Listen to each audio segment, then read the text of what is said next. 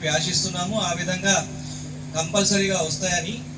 అట్లాగే ఈ యొక్క వనభోజనాల కార్యక్రమం ముఖ్య ఉద్దేశం ఏంటంటే, మన పక్కనున్న సంస్థ సింగరేణి సంస్థను చూస్తూనే ఉన్నాం.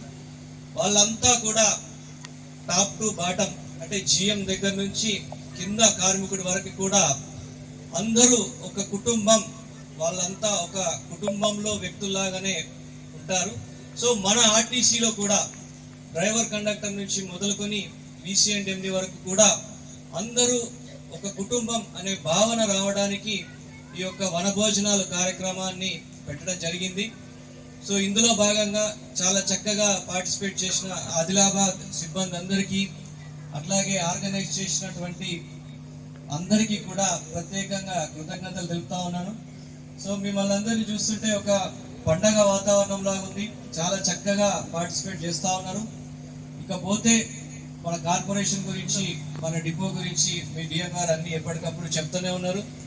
మనము ఉద్యోగస్తులుగా అట్లాగే వారి యొక్క భాగస్వాములుగా మనందరం చాలా గర్వపడాలి. ఒక మంచి సంస్థలో పనిచేస్తున్నాం మనందరం. సో మన డిపో మన రీజియన్ పరిధికి వస్తే సంస్థ నిర్దేశించినటువంటి లక్ష్యాలన్నింటిలో కూడా ప్రతి లక్ష్యంలో కూడా టాప్ 3 ర్యాంకులో ఏదో ఒక ర్యాంకు మనం సాధిస్తూనే ఉన్నాం. అందరికీ ఒకసారి కృతజ్ఞతలు. రాబోయే రోజుల్లో కూడా ఏ ఛాలెంజ్ వచ్చినా కూడా అన్ని ఛాలెంజ్లలో కూడా ఎక్సెల్ అయ్యి తద్వారా మన సంస్థకి మంచి పేరు తీసుకురావాలని చెప్పి కోరుకుంటా ఉన్నాను. ముఖ్యంగా మీరు జీవిత భాగస్వాములు ఎవరైతే ఉన్నారో, మనకు అన్ని టెన్షన్స్ ఉంటాయి. ఉద్యోగం అంటేనే ఒక ఒత్తిడితో కూడుకున్నటువంటి బాధ్యత కాబట్టి సాధ్యమైనంత మేరకు ఎలాంటి టెన్షన్స్ పెట్టకుండా ప్రశాంతమైన వాతావరణంలో మీ యొక్క జీవిత భాగస్వామిని పంపించండి.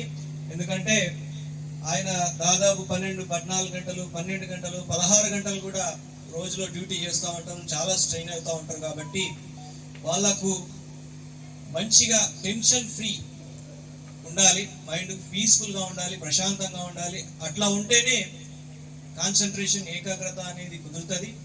ఆ విధంగా వచ్చిన తర్వాత మీ సమస్యలు ఏమన్నా పరిష్కరించుకోండి, కానీ డ్యూటీకి వెళ్లే ముందు మాత్రం ప్రశాంతమైనటువంటి వాతావరణంలో పంపించండి. సాధ్యమైనంత మేరకు ఆ విధంగా కృషి చేయండి.